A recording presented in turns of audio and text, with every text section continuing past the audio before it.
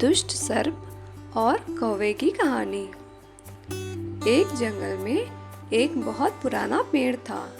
उस पेड़ पर घोंसला बनाकर एक कौवा और कौवी का जोड़ा रहता था।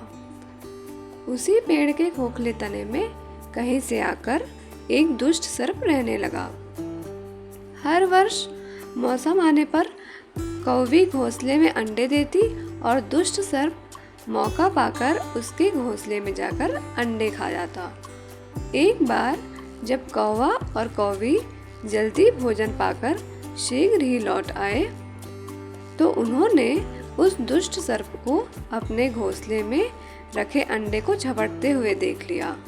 अंडे खाकर सर्प चला गया और कौवे ने कौवी को धाड़स बनाया कि प्रिय, हिम्मत रखो, हमें शत्रु का पता चल गया है, कुछ उपाय भी सोच लेंगे। कौवे ने काफी सोचा विचारा और पहले वाले घोंसले को छोड़कर उससे काफी ऊपर टहनी पर घोंसला बनाया और कौवी से कहा, यहाँ हमारे अंडे सुरक्षित रहेंगे।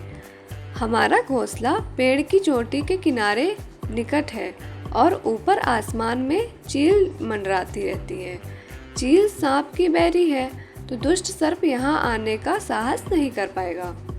कौवे की बात मानकर कौवी ने नए घोंसले में अंडे दिए जिसमें अंडे सुरक्षित रहें और उनमें से बच्चे भी निकल आए। उधर सर्प उनका घोंसला खाली देखकर यह समझा कि उनके डर से कौवी कौवा शायद वहाँ से चले गए हैं, पर दुष्ट सर्प टोह लेता रहता था। उसने देखा कि कौवा कौवी उसी पेड़ से उड़ते हैं और लौटते भी वही हैं। उसे यह समझते देर नहीं लगी कि उन्होंने नया घोंसला उसी पेड़ के ऊपर बना रखा है। एक दिन सर्प खो से निकला और उसने कौवों को नया घोंसला खोज लिया। घोंसले में कौवा दंपति के 3 नवजात शिशु थे। दुष्ट सर्प उन्हें एक एक करके घपाघप निगल गया और अपने खोह में लौटकर डकारे लेने लगा। कौवा और कौवी लौटे तो घोंसला खाली पाकर सन्न रह गए।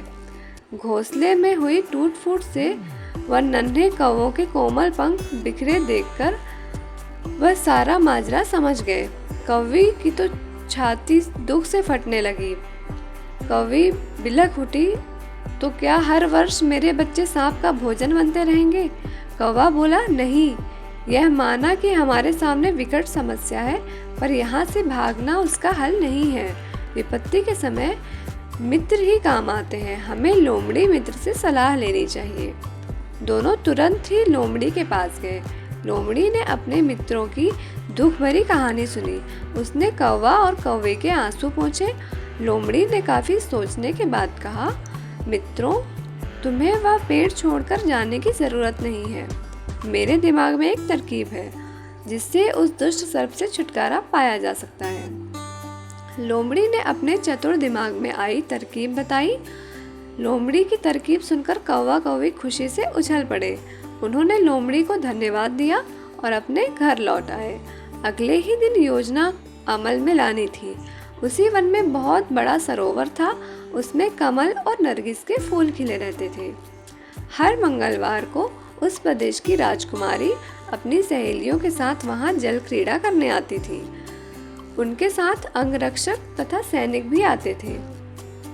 इस बार राजकुमारी आई और सरोवर में स्नान करने जल में उतरी तो योजना के अनुसार कौवा उड़ता हुआ वहां आया। उसने सरोवर के तट पर राजकुमारी तथा उसकी सहेलियों द्वारा उतार कर रखे गए कपड़ों व आभूषणों पर नजर डाली।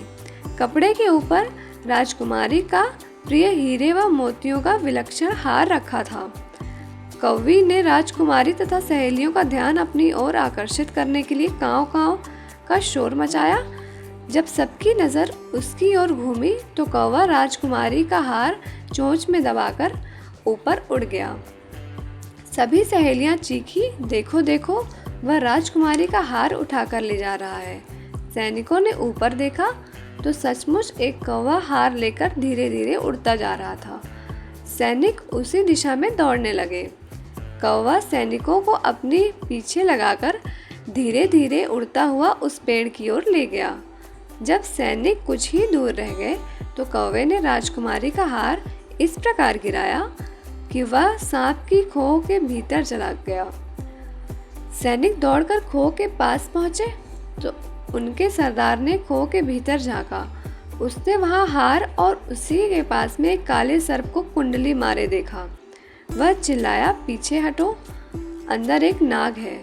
सरदार ने खोह के भीतर भाला मारा। सर्प घायल हुआ और फुफकारता हुआ बाहर निकला। जैसे ही वह बाहर आया, सैनिकों ने भालों से उसके टुकड़े टुकड़े कर डाले।